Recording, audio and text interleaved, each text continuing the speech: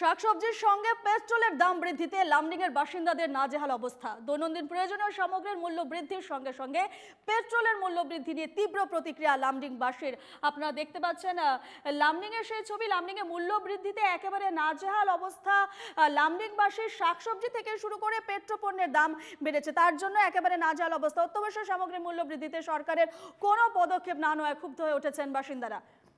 এ নিয়ে আমরা বিস্তারিত জানবো। ফোনলাইনে রয়েছেন আমাদের প্রতিনিধি চন্দ্রজিৎ গোয়ালা। চন্দ্রজিৎ, মূল্য বৃদ্ধিতে শাকসবজি হোক বা পেট্রোলই হোক, একেবারে মূল্য বৃদ্ধিতে কিন্তু নাজেহাল অবস্থা লামডিংবাসীর। তারা কি জানাচ্ছে? তারা ক্ষুব্ধ হয়ে উঠেছেন স্বাভাবিকভাবে। তাদের প্রতিক্রিয়া কি এই মুহূর্তে? হ্যাঁ রূপা, আপনি ঠিকই বলছেন। মূল্য বৃদ্ধি দেখা যাচ্ছে প্রত্যেক দিনেই কিছু না কিছু নিত্য প্রয়োজনীয় সামগ্রীর উপরে মূল্য বৃদ্ধি বাড়ছে। আর এই মূল্য বৃদ্ধির জন্য লামডিং এর যে জনসাধারণ রয়েছে তাদের কিন্তু অবস্থা একদম খুব শোচনীয় অবস্থা।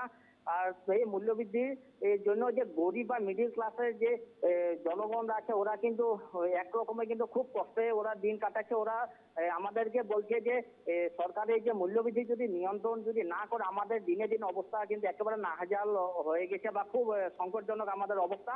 কারণ আমরা ইনকাম করে কি টাকা সঞ্চয় করব না পরিবার আমরা দেখাশোনা করব নাকি মূল্য বৃদ্ধির জন্য আমরা একেবারে অবস্থা কিন্তু খুব খারাপ। তার জন্য তার সাথে সাথে দেখা এই বিষয়ে লামডিংবাসীরা কি দাবি জানাচ্ছে সরকারের কাছে? লামডিংবাসী এটাই বলছে যে সরকারকে বারবার অনুরোধ করছে যে আপনি যে কোনো কাজেই না করুন কেন তাতে কিন্তু আমাদের কোনো আপত্তি নেই, কিন্তু আপনি যে প্রত্যেক দিন যে মূল্য বৃদ্ধি যে বাড়ছে সেই মূল্য বৃদ্ধির উপরে কিন্তু আপনি নিয়ন্ত্রণ করুন।